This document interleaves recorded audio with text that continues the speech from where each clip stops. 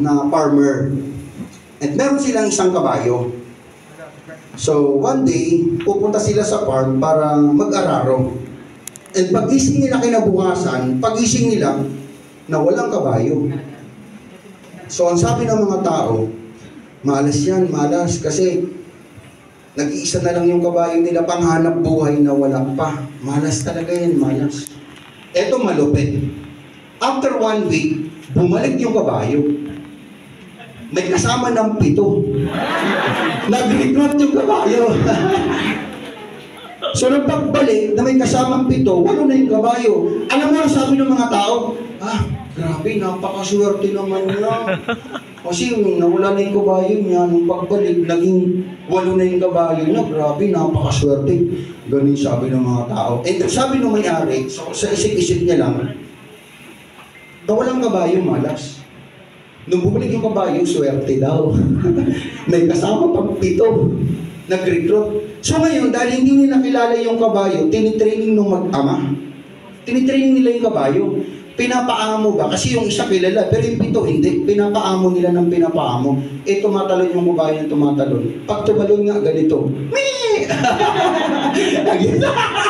Nagja-jump set pa, no? So tumatalon yung kabayo. Yung anak ng farmer, tinitrain niya, pinapaam niya. Shish! Huwag kang gagawin.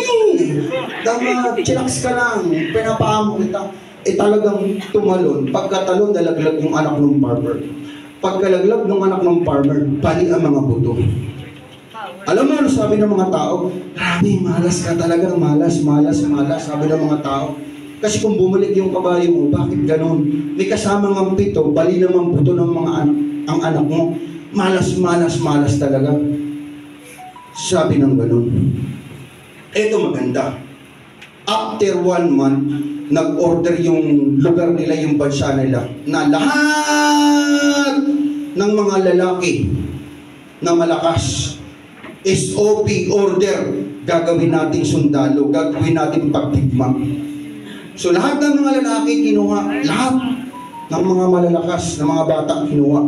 Maliban dun sa pilay, hindi kinuha. Kasi paano paglaban yun? Ganon, di ba?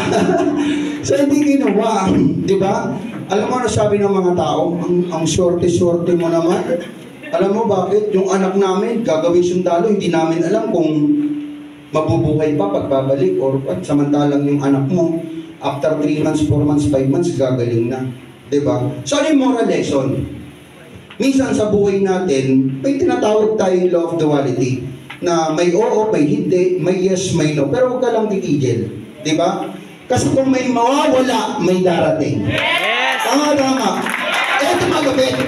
Ito malupit, hindi pa tapos. Minsan, yung sakit, hindi mo nakikita. Yung process, hindi mo nakikita. Yung pain, hindi mo nakikita. Alam kung bakit? Kasi hindi mo pa na-appreciate eh. Pero hindi mo alam, yung pain, yung sakit, yung process na dinadaanan mo, yan yung magliligtas sa'yo. Kaya maraming salamat sa iyo, UTV family. I love you. Thank you so much. And magparami tayo.